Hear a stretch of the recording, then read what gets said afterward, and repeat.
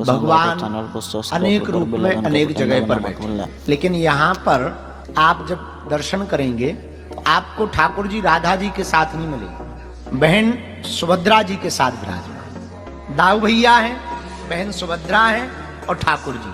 अब चर्चा करते हैं कि ठाकुर जी यहाँ पर इस रूप में क्यों बैठे हैं और यहाँ पर ये तीन रूप ठाकुर जी ने क्यों बनाए और यहाँ पर क्यों आए। नील पर्वत के मध्य में सुशोभित पुरी का नाम जगन्नाथपुरी है। ये जगत के नाथ हैं, इसलिए इनका नाम जगन्नाथ है। क्या नाम है? जगन्नाथ है। जगत के यह दाता है, इसलिए इनका नाम जगन्नाथ है। लेकिन भगवान श्री जगन्नाथ जी का प्रागट्य यहाँ पर क्यों हुआ, तब वर्णन आया। दो कथाएं हैं श्री ठाकुर जी की। एक कथा, एक इंद्रदुम्न नाम का राजा था, बड़ा प्रतापी था, भगवत भक्त भी था।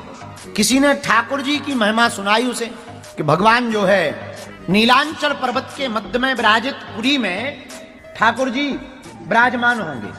वैष्णवादी ब्राह्मणों के द्वारा भगवान की खूब महिमा सुन रखी थी। धीरे धीरे श्री ठाकुर जी से बड़ा प्रेम हो गया। भगवान के दर्शन पाने की लालसा से खूब उत्कंठा जागी और यत्र तत्र ब्राह्मण आचार्यों से भगवत प्राप्ति के मार्ग पूछने लगा। भगवान भी बड़े दयालु। एक दिन भगवान स्वप्न में आए तो बोले, सुनो, अमुक अमुक दारुक वृक्ष के यहाँ की लकड़ी कटवा कर एक बूढ़ा ब्राह्मण आएगा, उसके द्वारा हमारी मूर्ति को बनवाकर नीलांचल पर्वत के मध्य में पुरी में जाकर के हमको स्थापित कर देना और कली काल में हमारी पूजा भगवान जगन्नाथ महाप्रभु के रूप में होगी। जय हो महाराज। स्वप्न की बात सत्य मानकर राजा प्रणाम करके उठ बैठा। प्रातः काल हुई तो राजद्वार पर एक बूढ़ा ब्राह्मण बन के आया। कोई बूढ़े ब्राह्मण को देख करके स्वाभाविक रूप से स्वागत किया राजा ने। आओ महाराज विराजो। बूढ़े ब्राह्मण ने कहा कि हमको एक स्वप्न आया है कि आपके द्वारा मार्गदर्शन में एक मूर्ति बननी है, क्या ऐसा कोई संकल्प है? बोले, बिल्कुल सही सुना महाराज। हमको स्वप्न में आज्ञा लगी महाप्रभु की कि महाप्रभु का श्री विग्रह, विशालतम विग्रह बनाया जाए। अगर आपको भी स्वप्न में आज्ञा लगी तो आप कृपा करके महाप्रभु की विग्रह को बनाइए। तो बूढ़ा ब्राह्मण बोला, सुनो। वो बूढ़े ब्राह्मण कोई और नहीं, साक्षात विश्वकर्मा जी ही थे। बोले, सुनो, हम मूर्ति तो बना देंगे पर शर्त एक है। बोले, क्या? बोले, जब हम मूर्ति बनावे तो बंद कमरे में बनाएंगे और कोई भी डिस्टर्ब नहीं करेगा। कोई अगर दरवाजा खोल देगा तो ही हम भाग जाएंगे, चाहे जितनी बनी हो। राजा ने कहा, महाराज कोई नहीं जाएगा, हम राजा हैं। राजा इंद्रदुम्न ने कहा, महाराज कोई नहीं आएगा, आप शुरू करो। स्वप्न के अनुसार बताई हुई दारुक नाम के वृक्ष को वह बूढ़ा ब्राह्मण काट करके लाया, एक विशालतम कमरे में रखा, द्वार को बंद किया। राजा से कहा, अच्छा अब आप इंतजार करना, कोई प्रवेश ना करे। राजा वैष्णव था, आज्ञा मानी। कई दिनों तक वह ब्राह्मण बाहर नहीं निकला। रोज खटखट की आवाज आवे, राजा सुनता रहे। एक दिन आवाज नहीं आई। कहने लगा, कहीं ऐसा तो नहीं कि खटखट करते ही खटापट हो गया, कुछ गड़बड़ हो गई, खटखट की आवाज ही नहीं आ रही, सो तो नहीं गए? राजा को लगा कि कुछ गड़बड़ तो नहीं है। खूब रोका अपने आप को। जब आवाज नहीं आई तो राजा ने ही द्वार को खोल दिया। द्वार को खोला तो मूर्ति अधूरी बनी थी। हाथ पूरे बन नहीं पाए थे, ऐसे ही थे, यहाँ तक पैर भी नहीं बन पाए थे। और वह बूढ़ा ब्राह्मण अंतर ध्यान हो गया था। राजा समझ गए हमसे बड़ी भूल हुई। वो ब्राह्मण कोई और नहीं, साक्षात श्री विश्वकर्मा जी थे। और अब क्या है, अब तो मूर्ति का प्रण था, एक बार में ही बनेगी, तो कोई बनते हुए देखे ना। बड़ा मन में ग्लानि छाई, खूब रोने लगे इंद्रदुम्न। मन में पीड़ा हुई, खूब रोने लगे। तब रात्रि काल में फिर जगन्नाथ प्रभु प्रकट हुए। बोले, भैया हमारी इतनी ही इच्छा थी, हम अधूरे नहीं हैं, पूरे हैं। और एक काम करो, स्थापना करवाओ। आज से नीलांचल पर्वत के मध्य में पुरी क्षेत्र में हम सदा सदा के लिए ही विराजमान होंगे। दोनों भुजाएं भगवान की आगे की तरफ। एक कथा और सुनो।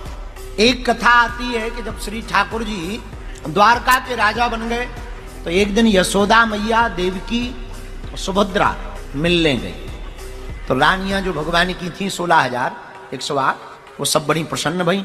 सासू माँ आई तो बड़ा स्वागत किया, प्रणाम किया, विराजमान करवाया। 2-3 दिन तक जब बीत गए तो रानियों ने, जो रानियां थी 16,108, उसमें 8 पट रानियां थी। रुक्मणी, सत्यभामा, मित्रविंदा, लक्ष्मणा, भद्रा, ये सब भगवान की पटरानियां हैं। तो ठाकुर जी और दाऊ भैया तो बाहर राजा थे, तो कामकाज रहता था खूब। तो रानियों ने कहा कि हमने सुना कि ठाकुर जी की लीलाएं बड़ी अद्भुत थी बचपन की, हमें सुनाओ। यशोदा मैया बोली हम सुना नहीं सकते। क्यों? बोले अगर हमने यह कथा बाल लीला की वृंदावन की सुनाई और कहीं धोखे से ठाकुर जी ने सुन ली तो रानियों, बेटियों, बहुओं, एक बात तय है, ठाकुर जी एक क्षण बिना विलंब किए आज ही वृंदावन वापस लौट जाएंगे, आज ही वापस लौट जाएंगे, एक क्षण बिना विलंब किए। इसलिए हम ये कथा नहीं सुना सकते, वो बातें नहीं सुना सकते, वो ब्रज का प्रेम नहीं सुना सकते। तो रानियां बोली आप चिंता मत करो, सुनना तो हमें है माता जी, सुनना तो है, चाहे जो हो जाए, दरवाजा बंद कर दो। यशोदा मैया बोली वो राजा है हमाओ लाला, छोरा हमाओ राजा है, वहां को कौन दरवाजे में बंद करे, कौन न आने देवे, भाई की खटिया खड़ी हो जाएगी। तो एक प्लान बनाया। बोले क्या? बोले एक काम करते हैं, सुभद्रा जी को दरवाजे पे लगा देते, ये दरवाजे पर रखवाली करेंगी, एंट्री नहीं देंगी, कह देंगे कोई जरूरी मीटिंग चल रही। तो सुभद्रा जी की बात दाऊ भैया भी मान जाएंगे और ठाकुर जी भी मान जाएंगे। हाँ ये बढ़िया है। दरवाजे पे सुभद्रा जी को खड़ा कर दिया। अब यशोदा मैया ठाकुर जी की मधुर मधुर बाल लीलाओं को सुनाने लगी। आहा, वो ब्रज की लीलाएं, वो यमुना का किनारा, वो बंसीवट, वो गोवर्धन की लीला, वो अघासुर बकासुर का मारना, वो पूतना का उद्धार करना, तृणावर्त का उद्धार करना, वो ब्रजांगनाओं पर कृपा करना, वो नंद बाबा को वरुण देव से छुड़ा कर लाना, वो 7 दिन तक गोवर्धन पर्वत को धारण करना, वो बंसी का बजाना, वो गोपियों के प्रति स्नेहत्व प्रकट करना, वो मां के हाथ से मक्खन खाना। एक एक लीला को यशोदा मैया सुनाने लगी और ज्यों सुना में सोई आंखें बंद हो गई और इतनी डूब गई कि रानियों को भी खबर नहीं रहा, वो भी सब आंख बंद करके एकदम देख रही हैं। जो जो यशोदा मैया बोलती जा रही वो आंख बंद करके एकदम देख रही। उधर दरवाजे पर खड़ी सुभद्रा जी को भी नहीं रहा गया, माधुर्य लीला का श्रवण करके, माधुर्य लीला का आस्वादन करके सुभद्रा जी भी तन्मयता के साथ डूब गई। इतने में मध्य में ही श्री ठाकुर जी और दाऊ भैया और मैया को अपनी मधुर मधुर बाल लीलाओं को सुनकर, इतनी भाव विभोर देखकर ठाकुर जी और दाऊ भैया भी वहीं पर खड़े रह गए। और भैया रोकने वाले थे पर दोनों हाथ ऐसे ही रह गए, दाऊ भैया के और ठाकुर जी के, उधर सुभद्रा जी के। और तीनों कथा सुनते सुनते पिघलने लगे, शरीर पिघलने लगा। और जब शरीर पिघलने लगा तो पिघलते पिघलते तीनों का स्वरूप इतना बचा। इतने में नारद जी आ गए और नारद जी चिल्लाए अरे मैया ये क्या कर रही है तू? और जहां आंखें खोली तो देखा ठाकुर जी के दोनों हाथ ऐसे हैं और पिघलते जा रहे हैं, सुभद्रा बहना के दोनों हाथ ऐसे हैं पिघलते जा रहे हैं। उस स्वरूप को देख करके नारद जी महाराज अद्भुत रह गए। भैया जब मैया अपने लाला की मधुर मधुर लीलाओं को सुना रही थी तब बाई समय ठाकुर जी जब मध्य में आए, अपनी ही लीलाओं को सुनकर के और रानियों को भाव विभोर देखकर, मैया को भाव विभोर देखकर ठाकुर जी की आंखें फटी की फटी रह गईं। वाई कारण से आज भी जगन्नाथ महाप्रभु की आंखें बड़ी बड़ी हैं। अब तीनों से कहा आप तीनों विराजमान हो, ये स्वरूप आज तक काऊ ने नहीं देखा। नारद जी बोले सरकार ये स्वरूप आज तक काऊ ने तुम्हारा नहीं देखा, हम तो यही स्वरूप के दर्शन करना चाहें। तब भगवान ने नारद जी को कहा कि जाओ हम तुमको आशीर्वाद देते हैं, इसी स्वरूप में नीलांचल पर्वत के मध्य में जगन्नाथपुरी में भगवान जगन्नाथ के रूप में हम विराजमान होंगे। हेलो, लाइक और सब्सक्राइब कर नोटिफिकेशन का बटन दबाना मत भूलना। Bye guys.